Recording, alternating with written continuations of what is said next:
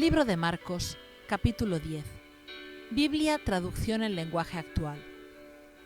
Jesús enseña sobre el divorcio. Jesús salió del pueblo de Cafarnaúm y se fue a la región de Judea y a los lugares que están al este del río Jordán. Una vez más, mucha gente se reunió a su alrededor y, como siempre, Jesús empezó a enseñar.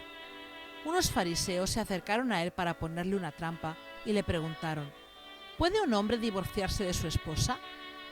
Jesús les respondió: ¿qué les mandó hacer Moisés? Ellos dijeron: Moisés permitió al esposo escribir un certificado de divorcio y echar de la casa a su esposa. Entonces Jesús dijo: si Moisés les dejó escrito ese mandamiento, es porque ustedes son muy tercos. Pero desde el principio, Dios hizo al hombre y a la mujer para que vivieran juntos. Por eso, el hombre tiene que dejar a su padre y a su madre para casarse y vivir con su mujer. Los dos vivirán como si fueran una sola persona. Así que los que se casan ya no viven como dos personas separadas, sino como si fueran una sola persona. Si Dios ha unido a un hombre y a una mujer, nadie debe separarlos. Más tarde, cuando ya estaban en casa, los discípulos preguntaron de nuevo a Jesús acerca del divorcio. Él les respondió: si un hombre se divorcia de su esposa y se casa con otra mujer, comete pecado, pues sería infiel a su esposa. Y si la mujer deja a su esposo y se casa con otro hombre, también comete el mismo pecado. Jesús bendice a los niños.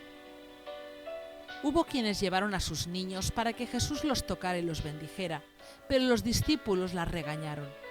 Al ver Jesús lo que estaban haciendo sus discípulos, se enojó con ellos y les dijo: dejen que los niños se acerquen a mí, no se lo impidan, porque el reino de Dios es de los que son como ellos.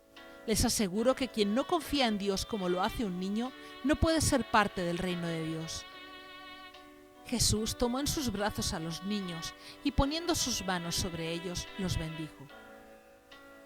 El hombre rico.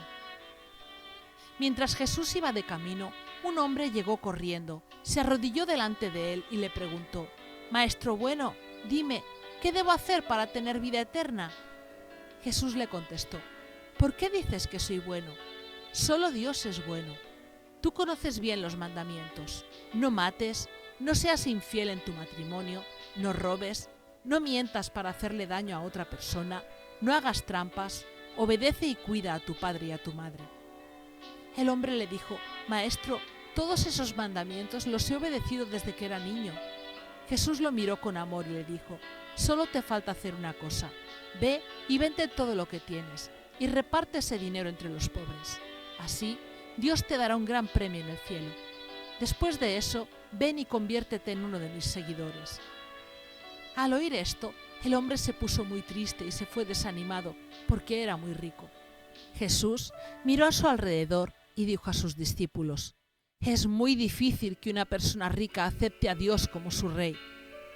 Los discípulos se sorprendieron al oír eso, pero Jesús volvió a decirles: amigos, es muy difícil entrar en el reino de Dios. Es más fácil que un camello pase por el ojo de una aguja que una persona rica entre en el reino de Dios. Los discípulos se sorprendieron mucho al oír lo que Jesús dijo y comentaban entre ellos: ¿entonces quién podrá salvarse? Jesús los miró y les dijo: para los seres humanos eso es imposible, pero todo es posible para Dios. Pedro le dijo: recuerda que nosotros hemos dejado todo lo que teníamos y te hemos seguido. Jesús les respondió: les aseguro que quien haya dejado algo por seguirme y por anunciar las buenas noticias, recibirá su premio. Si dejó a sus hermanos o hermanas, a su padre o a su madre, a sus hijos, su casa o algún terreno, recibirá en esta vida 100 veces más casas, terrenos y familiares, aunque también será maltratado por sus enemigos. Y cuando muera, vivirá con Dios para siempre. Pero muchos que ahora son importantes serán los menos importantes, y muchos que ahora no son importantes serán los más importantes. Jesús habla otra vez de su muerte. Los discípulos iban confundidos, mientras Jesús caminaba delante de ellos hacia Jerusalén. Por su parte, los otros seguidores estaban llenos de miedo. Jesús volvió a reunirse a solas con los 12 discípulos y les contó lo que le iba a pasar. Como pueden ver, ahora vamos a Jerusalén, Y a mí, el Hijo del Hombre, me entregarán a los sacerdotes principales y a los maestros de la ley. Me condenarán a muerte y me entregarán a los enemigos de nuestro pueblo, para que se burlen de mí y para que me escupan en la cara y me maten. Pero después de 3 días resucitaré. La petición de Santiago y de Juan. Sus discípulos Santiago y Juan, que eran hijos de Zebedeo, se acercaron a Jesús y le dijeron: «Maestro, queremos que nos hagas un favor». Jesús les preguntó: «¿Qué es lo que quieren?». Ellos le contestaron: «Por favor, cuando estés en tu reino poderoso, déjanos sentarnos a tu lado, uno a tu derecha y el otro a tu izquierda». Jesús respondió: «Ustedes no saben lo que piden. ¿Están dispuestos a sufrir todo lo malo que va a pasarme?». Ellos dijeron: «Sí, lo estamos». Jesús les dijo: «Les aseguro que ustedes sufrirán mucho, igual que yo, pero solo Dios decide quiénes serán los más importantes en mi reino. Eso no lo decido yo». Cuando los otros 10 discípulos supieron lo que Santiago y Juan habían pedido, se enojaron con ellos. Entonces Jesús los llamó a todos y les dijo: «Ustedes saben que los que se sienten jefes y grandes señores se portan como los amos del mundo e imponen su autoridad sobre todos. Pero entre ustedes no debe ser así. Al contrario, si alguien quiere ser importante, tendrá que servir a los demás. Si alguno quiere ser el primero, deberá ser el esclavo de todos. Yo, el Hijo del Hombre, soy así. No vine a este mundo para que me sirvan, sino para servir a los demás. Vine para liberar a la gente que es esclava del pecado y para lograrlo pagaré con mi vida». Jesús y el ciego Bartimeo.